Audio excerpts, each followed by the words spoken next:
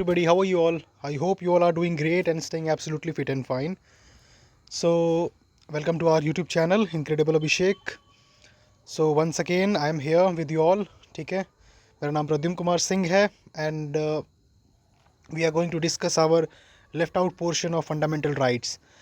तो अगर आपने वो प्रीवियस वीडियोस नहीं देखे हैं जो दो पार्ट्स में मैंने बनाई है, तो please go and check those videos, है ना. And after that you can continue this one. And one more thing I want to tell you कि अभिषेक सर ने एक वीडियो बनाई है that is helpful for UPSC and state PCS examination और any kind of examination you are preparing for. तो वहाँ पर आपके लिए एक अच्छा इन्फॉर्मेशन मिल सकता है. सो 1 अप्रैल को बनाई गई है video and if you have not watch that video then please go and check that video, okay, after this class. Okay, so मैंने लास्ट क्लास में आई थिंक आर्टिकल 24 तक डिस्कस कर लिया था and the left out portion will be going to discuss by today. तो मैं आपसे साथ आज 25 टू 32 जो है डिस्कस करने वाला हूँ आर्टिकल्स फंडामेंटल राइट्स के. Okay, so without any wasting for the time we can just continue with the topic.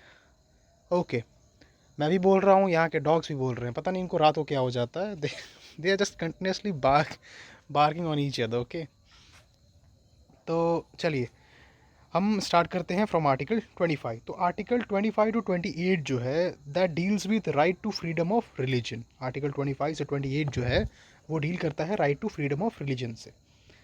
अब कहने का अर्थ ये है कि भैया जो हमारी कंट्री है वो है सेक्युलर कंट्री. ठीक है, हमारी कंट्री कैसी है? सेक्युलर कंट्री है. Please don't mind about my handwriting. मैं पेजेस पे अच्छी लिख लेता हूँ but I am not able to write over here. तो जो हमारा स्टेट है वो सेक्युलर है. ठीक है, मतलब कि स्टेट का कोई पर्टिकुलर रिलीजन नहीं है. जो हमारा कंट्री है उसका कोई पर्टिकुलर रिलीजन नहीं है.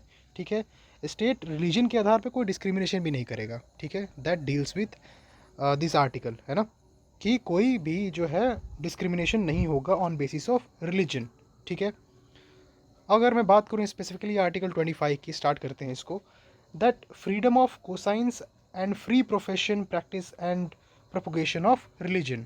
ठीक है, दिस सेज योर आर्टिकल 25. ठीक है, तो article 25 says that all persons are equally entitled to freedom of conscience and the right to freely profess practice and propagate the religion. ठीक है, it is written over here, you can see that. Okay, अगर मैं इसको एक example के तहत लूँ तो मैं किसी भी धर्म को मानूँ, उसका प्रचार करूँ, मैं दुनिया को बताऊँ कि भैया मैं हिंदू हूँ, मैं मुस्लिम हूँ, मैं सिख हूँ, मैं ईसाई हूँ, and whatever the religion you are following, तो मैं उसकी प्रैक्टिस करूँ, ये सब मुझे अलाउड है एज एन इंडिविजुअल. ठीक है, इसके अंडर अगर हम देखें तो आई हैव मार्क्ड हेयर. ठीक है, ये मैंने मार्क जो किया है, तो इसके अंदर 3-4 चीज़ें मैंने मार्क की है. That is your freedom of conscience, right to profess, right to practice and right to propagate. ठीक है, तो इनको मैं थोड़ा बहुत डिफाइन कर देता हूँ ताकि आपको समझने में आसानी हो जाए. दैट फ्रीडम ऑफ कोइंसाइंस कहता है that inner freedom of an individual to mould his religion with God और creatures in whatever way he desires. मतलब वो भगवान को अपने किसी भी तरह से देख सकता है ना, मतलब इन एनी वे, है ना. He the individual is free, he has provided the freedom. ठीक है, he has given the freedom by the state. ठीक है, बाय दिस आर्टिकल उसको ये मिला हुआ है. ठीक है, कि वो मतलब he can mould his relation with God और creatures in whatever way he wants, है ना. Second one is your right to profess. ठीक है, that declaration of one's religious beliefs faith openly and freely. मैं बता सकता हूँ कि भाई मैं हिंदू को फॉलो करता हूँ, हिंदू रिलीजन को फॉलो करता हूँ, क्यों फॉलो करता हूँ ये भी मैं खुल के बता सकता हूँ. मैं मुस्लिम को फॉलो करता हूँ या फिर मैं सिख को फॉलो करता हूँ, what ever the religion you are following, you can freely, you are free to express. ठीक है, मतलब you can declare one's religious beliefs and faith openly and freely.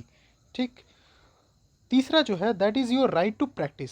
Right to practice क्या कहता है? Performance of religious worship, ritual, ceremonies and exhibition of believes and ideas.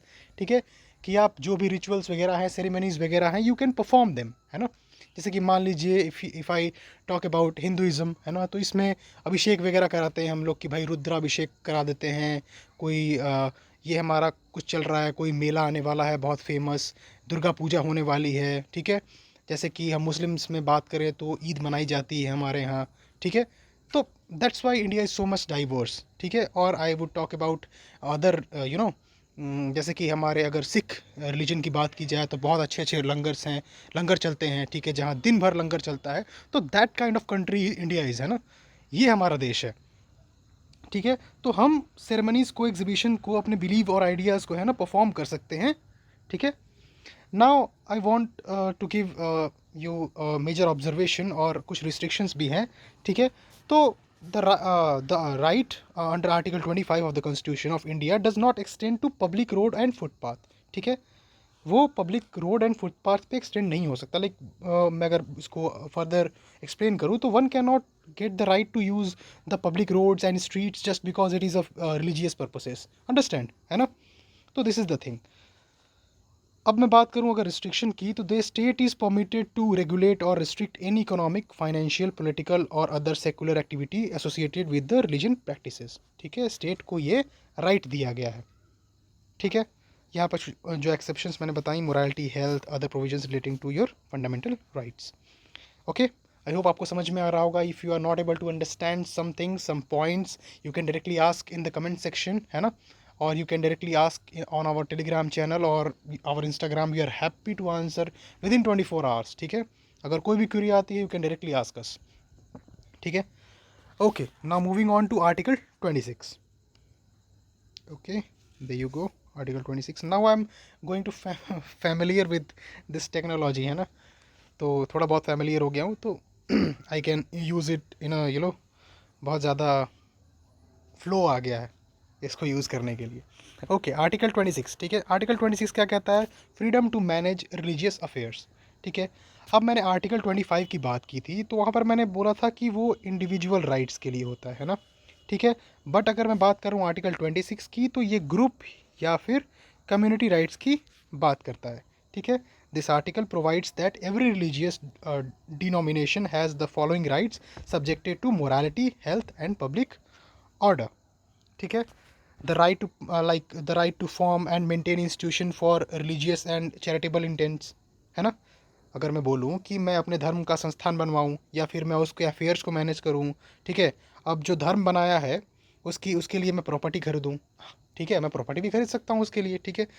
जैसा कि आपने देखा होगा कि लोग बड़े बड़े ज़मीन वगैरह भी दान कर देते हैं कि भाई मैं को मानता हूँ, इस धर्म को मानता हूँ, तो मैं इसके लिए ये चैरिटी कर रहा हूँ, मैं कुछ ना कुछ खरीद रहा हूँ, लाइक कोई प्रॉपर्टी खरीद रहा हूँ, या तो मूवेबल हो सकती है या फिर इमूवेबल प्रॉपर्टी भी हो सकती है। लाइक मूवेबल में हमारे पास कार है, ठीक है, बसेस हैं।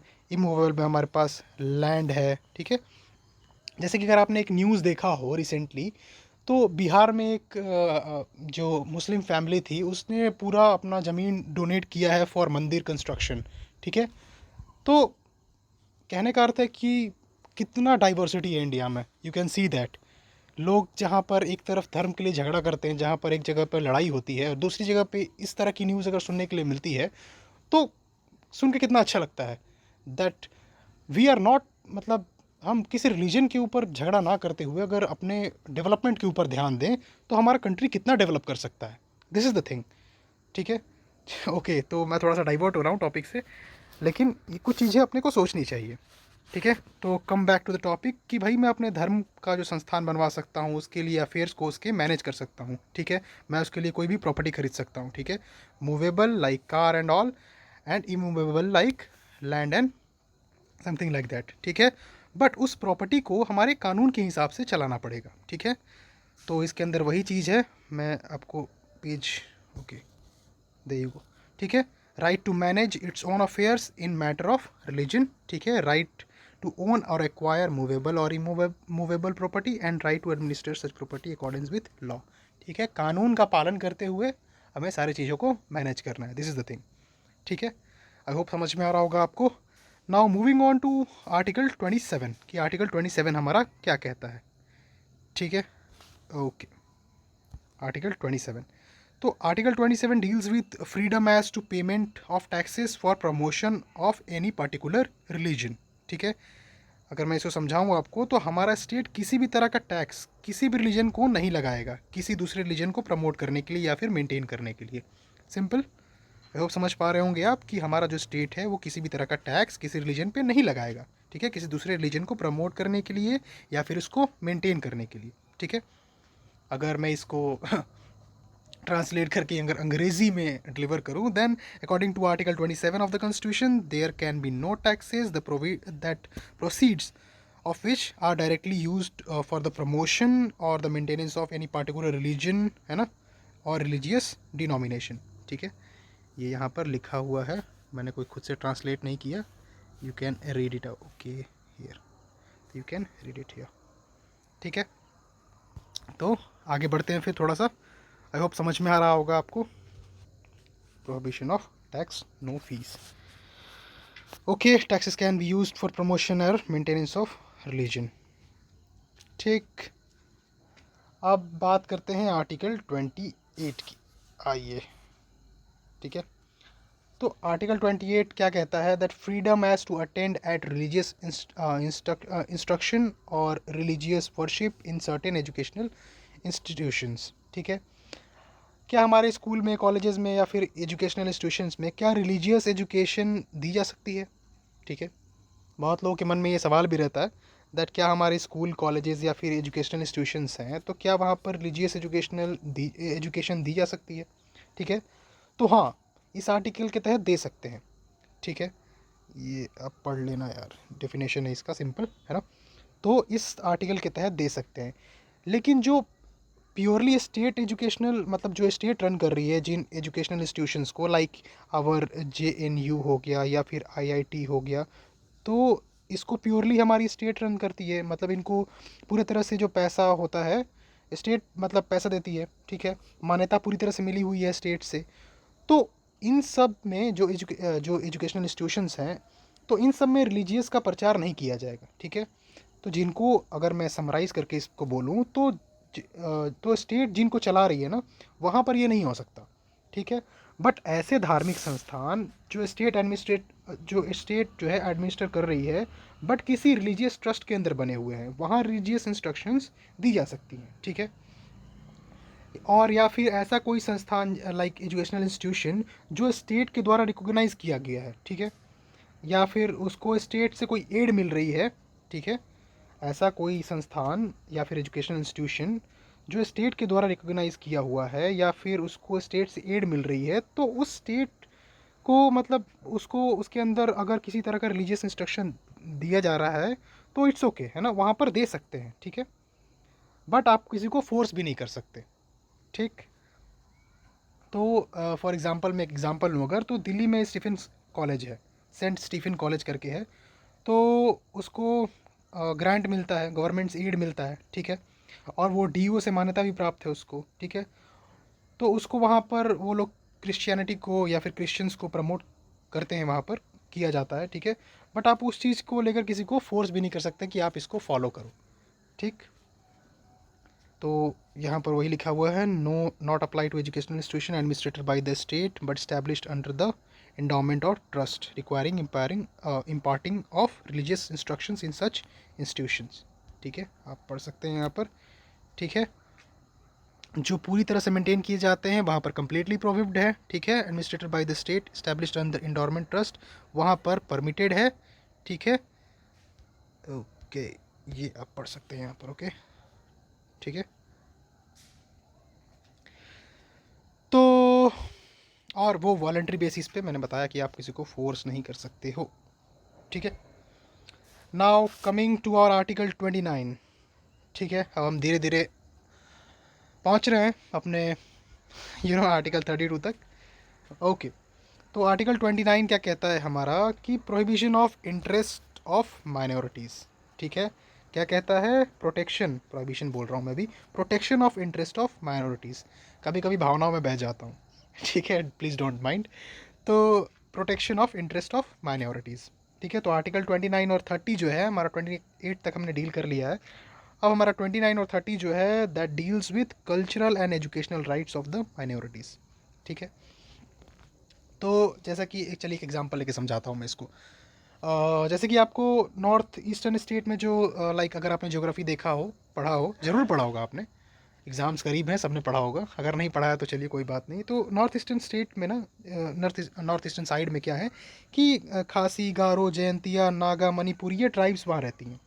तो अपनी लैंग्वेज है उनका, ठीक है, अपना एक कल्चर है, तो उसको प्रोटेक्ट करने के लिए हमारे कॉन्स्टिट्यूशन ने स्पेशल आर्टिकल दिया 29, ठीक है, कि आप अपना कल्चर जो है या फिर लैंग्वेज जो है उसको प्रोटेक्ट करो। हमें अपने देश को होमोजीनियस नहीं बनाना है। होमोजीनियस इन द सेंस कि one nation one language type नहीं बनाना है, या फिर one nation one culture type नहीं बनाना है, ठीक है। हमारा नेशन है, डाइवर्स है और बहुत अच्छा है हमारा देश, ठीक है। हमारा देश तो one nation one language, one nation many language, many cultures, many festivals, many foods, many religions, हर चीज़ को फॉलो करता है, ठीक है। That is the thing. तो ये कहा गया है आर्टिकल 29, ठीक है। Region deciding any part the have distinct language, script or culture of its own shall have right to conserve the same। ये चीज़ दी गई है आर्टिकल 29 में। This provides all citizen groups that reside in India having a distinct culture, language and script the right to conserve their culture and language. This right is absolute and there is no reasonable restrictions in the interest of general public here, ठीक है। ये हमारा article 29(1) कहता है, ठीक है।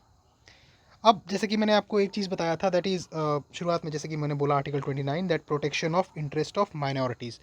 तो ये जो माइनॉरिटीज़ है ना, इसको डिफाइन नहीं किया गया है कॉन्स्टिट्यूशन में। Constitution of India has not defined the minorities, ठीक है, एज रिटन ओवर हियर, ठीक है।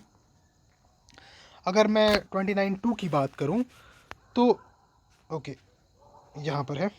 तो the state shall not deny admission into educational institutions maintained by it और those that receives aid from any personal based race, religion, caste, language। This right is given to individuals and not any community, ठीक है।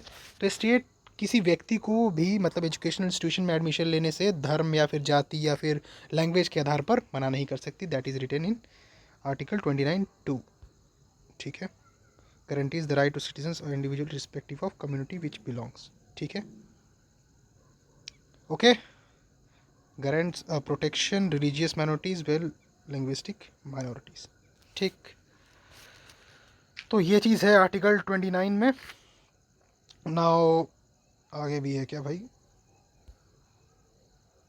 ठीक है, article 29 हो गया। Article 30 नहीं लाया क्या मैं? Okay, there you go, article 30, ठीक है। यहाँ पर है, ये चीज़ भी लिखी हुई है, ठीक है। तो आर्टिकल 30 क्या कहता है, ठीक है। Article 30 deals with the right of minorities to establish and administer educational institutions. यहाँ पर भी आ गया, ओके, 1 सेकेंड, ठीक है। चलिए, ये चीज़ आई होप समझ में आ गई होगी आपको, मैंने कुछ छोड़ तो नहीं दिया मैंने, ओके।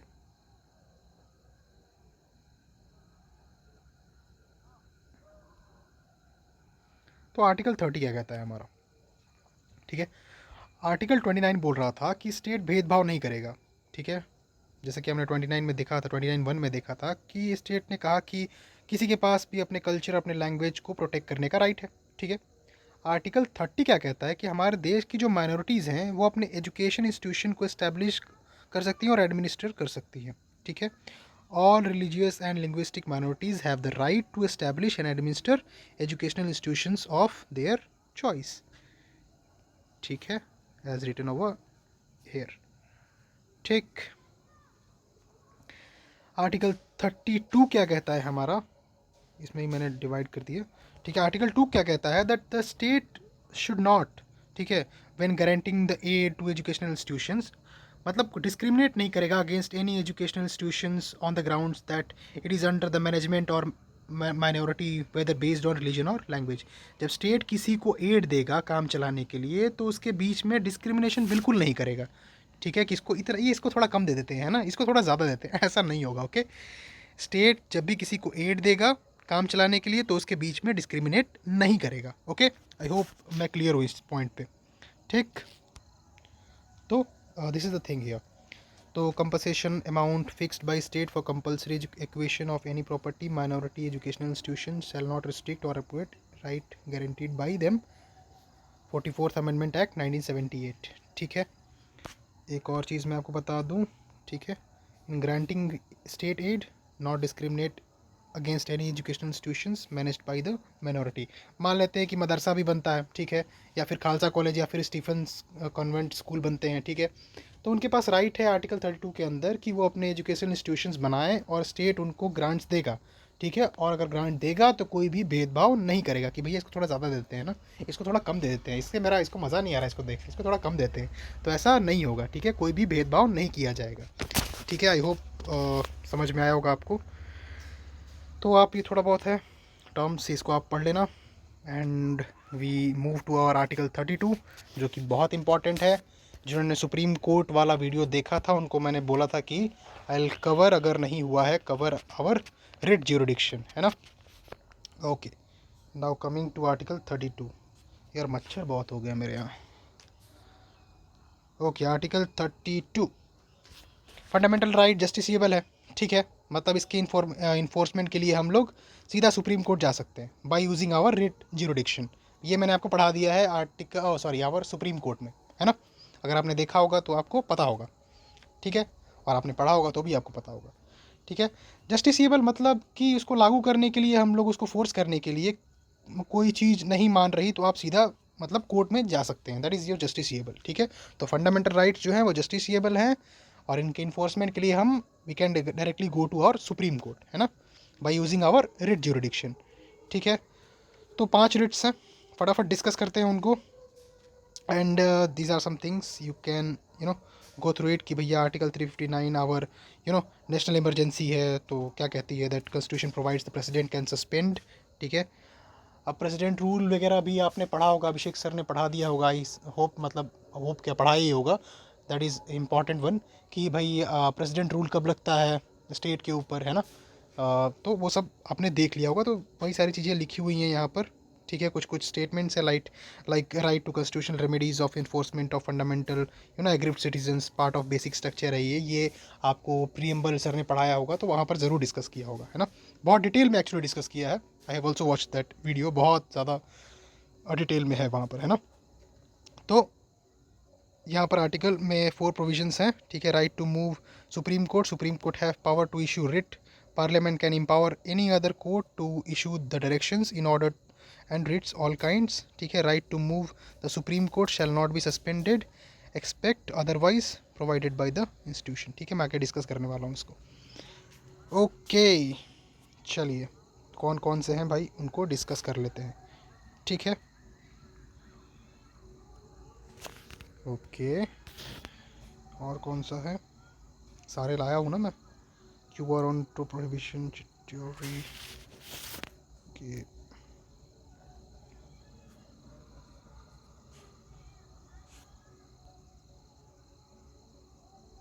आई थिंक एक स्लाइड छूट गई है मेरे से बाई मिस्टेक, नहीं है।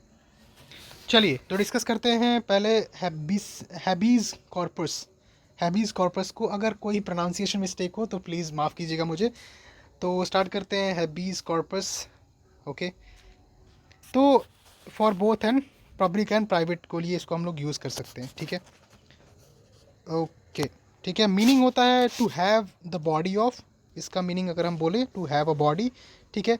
तो चलिए एग्जांपल से इसको समझते हैं ना, ये आप खुद से भी पढ़ सकते हो, नो बिग डील। एक एग्जांपल लेते हैं that will be helpful for you, ठीक है। तो किसी नेता, किसी पुलिस या फिर ब्यूरोक्रेट मिनिस्टर ने किसी व्यक्ति को इलीगली कन्फाइन कर लिया, मतलब रख लिया है, ठीक है। वो बंदा मिल नहीं रहा, लेकिन मुझे पता है कि वो कहाँ है, तो मैं सुप्रीम कोर्ट जाऊंगा और अपील करूंगा कि उस आदमी को रखा हुआ है गैर कानूनी तरीके से वहाँ पर, तो आप उसको रिलीज करो, दैट इज़ द थिंग, ठीक है। Order issued by the court to the person who is detained another person to produce the body of latter before it, ठीक है। और कब कब इसको इशू नहीं कर सकते हैं, लाइक डिटेंशन इज़ अनलॉफुल, या फिर proceeding for contempt of court, detention is by contempt of court and detention is outside the jurisdiction of court, ठीक है। तो वही चीज़ जो मैंने आपको एग्जांपल दिया बस वही यहाँ पर लिखा हुआ है, ठीक है। अगर हम बात करें फिर मैंडेमस की, तो मैंडेमस क्या कहता है, ठीक है। किसी भी मतलब सिर्फ पब्लिक अथॉरिटी के खिलाफ ये होता है, मैंडेमस जो होता है ये सिर्फ पब्लिक अथॉरिटी के खिलाफ होता है, बिकॉज प्राइवेट कंपनी वाला बोल सकता है कि भैया मेरी कंपनी में मैं जिसको चाहूँ उसको रखूँ, है ना। तो समझते हैं इसको क्या कहता है। मैंडेमस का होता है मतलब वी कमांड, ठीक है, मतलब सुप्रीम कोर्ट कमांड करता है किसी को, ठीक है, कि कोई भी अगर पब्लिक मतलब अथॉरिटी, मतलब कोई पब्लिक अथॉरिटी या फिर जुडिशियल अथॉरिटी अपना लीगल काम अच्छे से नहीं करती तो सुप्रीम कोर्ट में रिट लगा सकते हैं कि भाई फंडामेंटल राइट्स का वायलेशन हो रहा है, ठीक है। अगर एग्जांपल दूं कि कोई सरकारी दफ्तर में, अगर सरकारी ऑफिस में, कोई भी गवर्नमेंट ऑफिस में अगर मेरे रिजर्वेशन नहीं दे रहा है, ठीक है, मान लो आप ST SC हो, कोई रिजर्वेशन नहीं मिल रहा है आपको, तो फिर सुप्रीम कोर्ट मैंडेमस इशू कर देगा कि इसका काम करो, है ना। तो directs activity command issued by the court to public asking him to perform his official duties that he has failed to और रिफ्यूज टू परफॉर्म, ठीक है। सिंपल स्टेटमेंट है इसका, आप इसके स्टेटमेंट्स याद रखना, ठीक है। कंसेप्चुअल क्लियरिटी के लिए मैं एग्जांपल्स दे रहा हूँ आपको, है ना, that will be helpful in your examinations. बहुत सिंपल क्वेश्चंस आते हैं इसके, you can handle them, you know. अगर आपने प्रीवियस ईयर क्वेश्चंस देखे होंगे then you will understand this, ठीक है। और कहाँ कहाँ इशू नहीं कर सकते वो भी यहाँ पर लिखा हुआ है, that against private individual body की तरफ आप नहीं कर सकते, ठीक है, क्योंकि ये सिर्फ मतलब अथॉरिटी, पब्लिक अथॉरिटी के खिलाफ हो सकता है ना, क्योंकि प्राइवेट कंपनी वाला बोल सकता है दैट मेरी कंपनी है, ठीक है, मैं इसको नहीं रख सकता, मैं 5 लड़कों को ही रखूँगा, लड़कियों को नहीं रखूँगा, है ना, तो प्राइवेट बॉडी की तरफ नहीं होगी, ठीक है। तो ये सारी चीज़ें यहाँ पर लिखी हुई है। व्हेन ड्यूटी इज डिस्क्रिशनरी अगर है तो वहाँ पर भी अगेंस्ट ये लाइक प्रेसिडेंट और गवर्नर, ठीक है, की तरफ वहाँ पर आप इशू नहीं कर सकते, ठीक है, इनको तो कतई छूट है प्रेसिडेंट और गवर्नर को, ठीक है, against the chief justice of high court acting in judicial capacity, okay, ठीक है। तो ये हमारे थे एबीसियस कॉर्पस एंड मैंडेमस, ओके। अब हम बात करेंगे हमारे प्रोहिबिशन की। प्रोहिबिशन का मतलब होता है टू फॉरबिड, एंड ये सुप्रीम कोर्ट इशू करता है, ठीक है, ये भी हमारा सुप्रीम कोर्ट ही इशू करता है, मैंडेमस भी हमारा सुप्रीम कोर्ट इशू करता है एंड प्रोहिबिशन भी हमारा सुप्रीम कोर्ट इशू करता है, ठीक है। This is only against inferior court, ठीक है, issued by higher court to lower court और tribunal either to transfer case pending with, क्या हो गया यार, latter itself to squash the order of case, ठीक है। एग्जांपल लेते हैं इसका भी यार, ठीक है, ये तो आप खुद ही पढ़ सकते हो, PDF आपको प्रोवाइड कर दी जाएगी on our Telegram channel, then you can go check it out, है ना। तो this is only against the inferior courts, ठीक है। प्रोहिबिशन सिर्फ नीचे वाले कोर्ट के खिलाफ दर्ज किया जा सकता है, ठीक है। मान लेते हैं कोई केस ले लिया गया, ठीक है, अपने हाथ में, जो कि वो नहीं कर सकता, ठीक है। मान लीजिए कोई कोर्ट है जिसने कोई केस ले लिया अपने हाथ में और वो उसको नहीं ले सकता, मतलब उसके दायरे के बाहर है, तो सुप्रीम कोर्ट उसके खिलाफ रिट इशू जो है वो कर सकती है, ठीक, कि that you have no right to take this case, ठीक है। तो अगर मैं बात करूँ तो सुप्रीम कोर्ट इन्फीरियर कोर्ट को अपने अथॉरिटी के बाहर जाने से रोकता है इसके ज़रिए, ठीक है। वाह, रात को चिड़िया बोल रही है, ओके। तो ये कहाँ पर इशू हो सकता है, like prohibition of directs the inactivity, ठीक है, यहाँ पर लिखा हुआ है issued only against judicial and quasi judicial authorities, ठीक है। अब कहाँ कहाँ पर ये अवेलेबल नहीं होता है, लाइक एडमिनिस्ट्रेटिव अथॉरिटीज़ या फिर आपकी legislative bodies, private individual bodies again, है ना, तो वहाँ पर आप इशू नहीं कर सकते। एक मिनट, देयर यू गो, ठीक है, issued by higher court to lower court, ठीक है, ओके। चिट्योरी मैंने पहले से ही मार्क करना स्टार्ट कर दिया, ओके। तो ओके, तो चिट्योरी अगर डिस्कस करें हम लोग फिर आगे, है ना, तो इसका मीनिंग होता है टू बी सर्टिफाइड और इन्फॉर्म्ड, ठीक है। तो ये भी जुडिशियल, क्वासी जुडिशियल या फिर ट्राइब्यूनल या फिर कोर्ट से खिलाफ इशू होता है ना।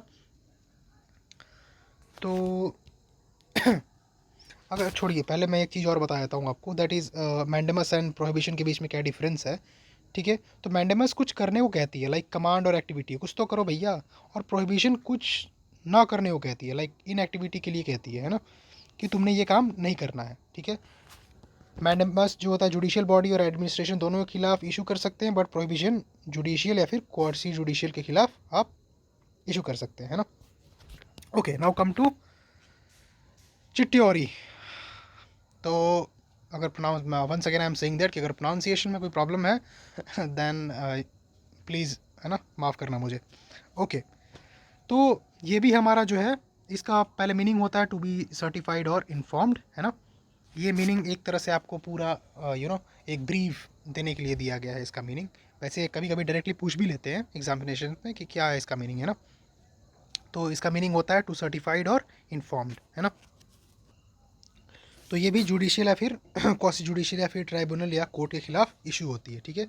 ये एक्चुअली लेटर स्टेज पर होती है, मतलब अगर कोई कोर्ट कोई ऑर्डर पास कर देता है और अपनी अथॉरिटी का मिसयूज़ करता है ना, या फिर अपनी अथॉरिटी से ज़्यादा कोई डिसीजन ले लेता है, ठीक है। प्रोविशन में तो क्या था कि अपनी बॉडी को, मतलब अपनी ऑर्डर को पास नहीं किया, या फिर सिर्फ, मतलब आप उससे कंफ्यूज ना करो इसलिए मैं बता रहा हूँ दैट प्रोविजन में क्या था, प्रोहिबिशन में, कि वो अपनी ऑर्डर को पास नहीं किया या फिर सिर्फ केस एक्सेप्ट किया। बट इसमें क्या है कि जो केस एक्सेप्ट भी कर लिया और ऑर्डर भी पास कर दिया, बट उसकी अथॉरिटी के अंडर वो नहीं था, तब सुप्रीम कोर्ट उस डिसीजन को, उस लॉ को रद्द करने के लिए इसका इस रिट, जो ये चिट्योरी है, इस रिट को पास करता है ना, both in preventive and curative. तो ये आपका जुडिशियल और क्वासी जुडिशियल अथॉरिटीज़ के खिलाफ किया जा सकता है, लेकिन legislative body and private individual bodies के खिलाफ आप नहीं कर सकते, हैं ना। ये भी आप हायर कोर्ट और लोअर कोर्ट के केस में करते हैं, मतलब issued by higher court to lower court either in transfer case pending with latter itself to squash, है ना, to order of latter in case. Okay. तो ये चीज़ है, होप मैं समझा पा रहा हूँ आपको, ठीक है। Now come to our fifth writ, that is our quo warranto, ठीक है। उसके बाद आई थिंक ये लास्ट स्लाइड हो जाएगी, है ना। तो quo warranty is your legality of public office, कि भैया कहाँ, है ना। मैंने इसको ऐसे याद किया था कि भैया कहाँ, और ऐसा क्यों, तो ये मैं आपको बाद में मतलब आपको पता चल जाएगा अभी, ठीक है। इसका मीनिंग होता है बाई वॉट अथॉरिटी और वारंट, ठीक है। तो मान लेते हैं कि भैया मैं EWS का हूँ और मैंने बनवा के रखा है अपना सर्टिफिकेट, मैं EWS का हूँ नहीं एक्चुअली। तो मान लेते हैं कि मैं EWS का सर्टिफिकेट बनवा लिया है, लेकिन मैं हूँ नहीं EWS का, ठीक है। तो वो जो रिजर्वेशन सर्टिफिकेट का यूज़ करके मैंने अपना सिलेक्शन भी करवा लिया और मैं बन गया IAS ऑफिसर, ठीक है। तो बट फिर बाद में पता चल गया कि मेरे को, मतलब बाद में पता चल जाता है कि ठगी मारी गई है यहाँ पर, तो ठीक है। तो बस जाके सुप्रीम कोर्ट को लेटर लिख देना है एक, कि भैया इसने ठगी मारी है और इसके ऊपर रिट जुरिडिक्शन लगा दो, है ना। तो ऐसा नहीं करना है, ठीक है। तो दिस इज़ इट, कि भैया कहाँ बिना आप कभी भी, मतलब अपने उसके लिए बिना आपके जो राइट है, लाइक आप EWS नहीं हो या फिर कोई माइनॉरिटी कास्ट से बिलोंग नहीं करते हो, फिर भी आपने सर्टिफिकेट बनवा के रखा हुआ है एंड कोई भी एग्ज़ाम आप पास कर लेते हो लाइक, और पता चल जाता है, तो यहाँ पर रिट इशू हो सकती है, ओके।